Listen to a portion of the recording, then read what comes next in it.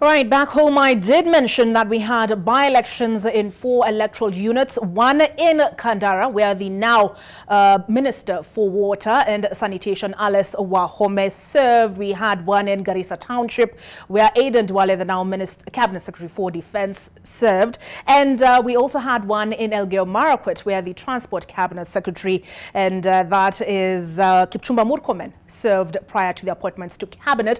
So we have Melita Oletenges in Kandara. We have Ibrahim Karanja in Garissa Township, and we have Duncan Haemba in Elgeyo Marakwet. We start with Melita Oletenges in Kandara. Melita, I heard there were some intrigues with regard to which of the candidates, I believe there were 8 running, that Wahome was supporting.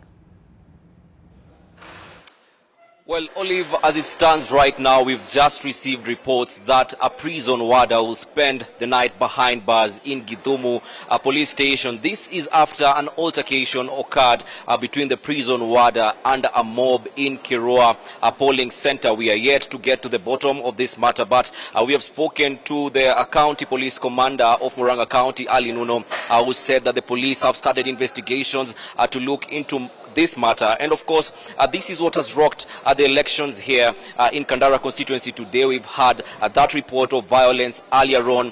We had the candidates here, Chege Njuguna of the UDA party and Titus Mbuchu of the Ford Asili party, trading bribery accusations, saying that there have been bribery incidences as elections were going on in different polling stations. And of course, also police have taken up that matter just to get to the bottom of that.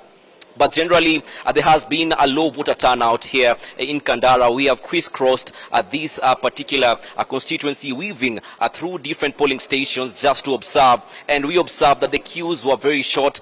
People were coming in, filtering in one by one, taking less than 2 minutes to actually vote and walking away. And this particularly is something that is far from what was witnessed in the last general election here in Kandara. We spoke to a number of residents here, and they actually told us that out of the 8 candidates that are contesting in this election, they are saying that the Ford Asili candidate Titus Mbuchu and the UDA candidate Chege and Njuguna are the favorite here. And it is playing out right behind me, even as the presiding officer Lina Kilonzo is announcing the results that are streaming in here. And of course, we have the presiding officers returning from the different polling stations here to the constituency tallying center just to ensure that the vote count is underway. And of course, we'll be receiving results later on. We are going to burn the midnight oil here, Olive, of course, just to keep our viewers updated. But earlier on, as I said earlier, we actually traversed this particular constituency. We prepared a report, and this now is a nutshell of how the Kandara by-election went on.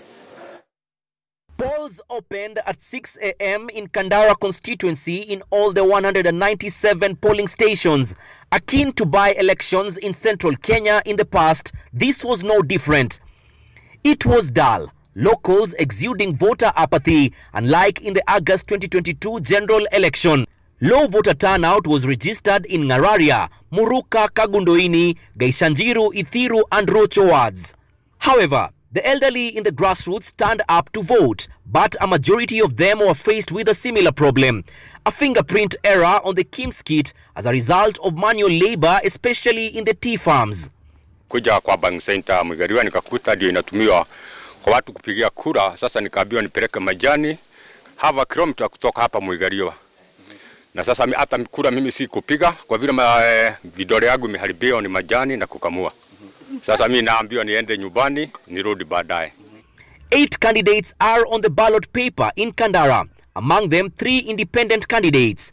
A showdown is expected between Chege Njuguna of the UDA party and Titus Mbuchu of the Ford Asili party. Chege Njuguna voted in Ngararia Primary School, while Titus Mbuchu cast his vote at Muigariwa. Unaona ule kijana mwenye anawatetemesha? Sidio? Unaona? Sasa wao wanakuja na pesa, sisi tunakuja na Mungu. Pia Ruto walipitia tu haya. Unaona? Kwa hivyo sasa hata wakikuja kama Mungu ashaamua. Hakuna kile watabadilisha. We are hoping that we emerge winners this evening, and God will bless us, and God will bless Kandara people. So far, so good. It's early, and the process is running smooth, and we hope all the polling stations in Kandara will maintain this smoothness, that everybody who comes to vote will be accorded that smooth process. During the campaign period, the electorate raised concerns over former MP Alice Wahome not supporting the UDA candidate in the by-election and instead supporting the Ford Asili candidate who decamped after coming in second on the UDA nominations. Mimi hatujai pigiana simu na yeye, hatujai kuwa na yale mazungumzo, hajai sema kwamba ananipea support. Lakini mimi ni kijana yake. Naona. Kwa hivyo kama pia ameamua ni support, si pia mimi nashukuru. Naona. We did our campaigns, and today is the last day. I mean, today is when we are going to see the results, but we believe that we are taking this seat. Our government is hardly 4 months old, so it's a very important election because it comes very quickly very quickly soon after the general election. So it's a very crucial one, and it also continues to help us determine how popular we continue to be, how the programs that have been done by the government have helped the party to continue growing. So I believe it's a very important election. And Alice Wahome, who was appointed to the cabinet by President William Ruto, served for 2 terms as Kandara MP since the year 2013. She cast her vote at Muroka in Kandara, urging Kenyans to take their civic duty seriously. Having left the seat, returned the seat, really I would want a good turnout. And therefore for me the appeal is people need to take their voting responsibility very seriously.